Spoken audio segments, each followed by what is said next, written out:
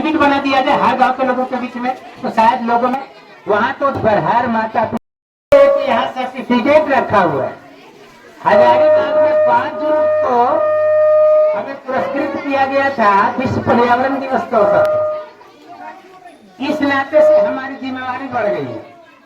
मैं यहाँ सभी आसपास में जितने भी महिलाएं हैं सबको कहते हैं कि आप लोग प्लास्टिक जहाँ तहाँ नहीं फेंकिए। सबसे पहले तो प्लास्टिक का प्रयोग ही नहीं करें, अगर करते हैं तो उसका पुनर्उपयोग कीजिए। कचरा बना करके जहाँ तहाँ फेंक रहे हैं, वहां तो जितना प्रदर्शन किया गया, कॉलेज के और विश्वविद्यालय के बच्चियां और बच्चे बहुत प्रतिभागी के रूप में जो अपना परफॉर्मेंस दे रहे थे, उससे तो लगा कि ये सब बच्चे भगवान के पास से उतर करके आए। शायद हम लोगों को दिमाग खोलने के देख करके लग रहा था कि ये बच्चे अगर गांव में जाकर के एक छोटा छोटा यूनिट बना करके अगर कार्यक्रम को चलावे तो शायद सुधार हो जाए। हम मुखिया महोदय से कहेंगे कि आपके स्कीम में भी था वहां क्लीन पंचायत, ग्रीन पंचायत और भी कुछ था, तो इसके लिए आप एक यूनिट बना दीजिए और सख्ती से उसका पालन करवाइए। क्योंकि जहां तहां प्लास्टिक का उपयोग हो रहा है, कल हो करके हम बच्चों को सिखाए हैं कि बच्चे कैसे रोएंगे, तब बच्चे कहते हैं क्या कि कल हमारे माता पिता रोएंगे, लेरुआ रे लेरुआ। सही बात। जब वो 50 तरह की बीमारी से ग्रसित हो जाएंगे तो माता पिता तो रोएंगे।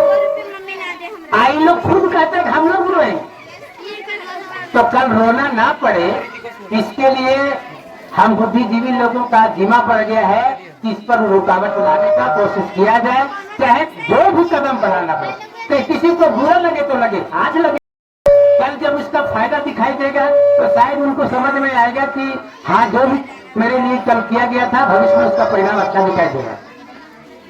इसलिए अगर हम व्यक्तिगत स्तर पर ये कदम उठाते हैं, एक यूनिट बना दिया जाए हर गांव के लोगों के बीच में, तो शायद लोगों में यह समझ में आ जाएगा कि ये काम हमको गलत नहीं करना है।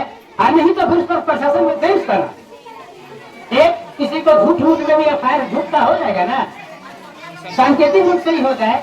खाली प्रशासन आए कि आप उसको पूछ दे कि आप गलत किए हैं, कल से वो कह देगा सॉरी सर, कल हम ये ठीक नहीं करेंगे। इसलिए पर्यावरण को बचाने के लिए या जो भी आपका स्कीम है उसके लिए हर चीज को सुचारू रूप से संचालन हो, क्योंकि गांव या देश या शहर सब प्रदूषित हो गया।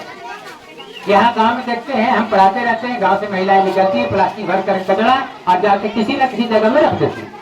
कल होकर क्या होगा, हम चुनते रहते हैं, चुन चुन के जमा करते रहते हैं, लोग हंसते भी रहते हैं यार पागल आदमी। तो क्या करें, जिम्मेवारी देखते हैं, पढ़ाते हैं बच्चों को, उसके नाते हमको करना पड़ता है। बच्चों को भी हर माता पिता कुरकुरे का पैसा देकर भेजते हैं।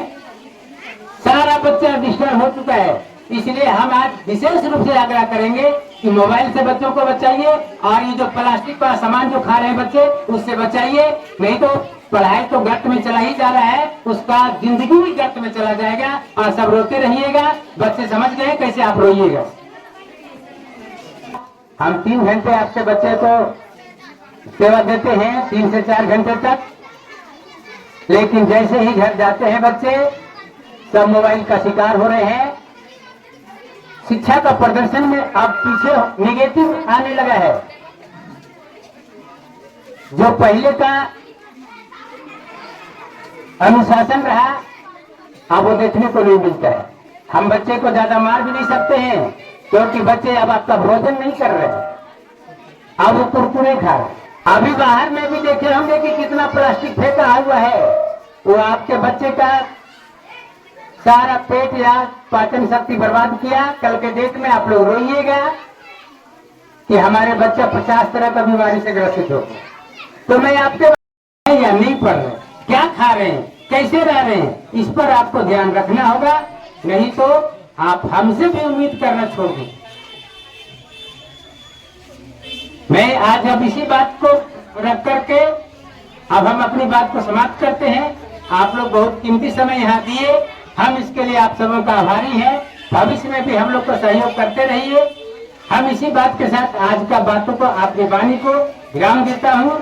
जय हिंद, जय भारत।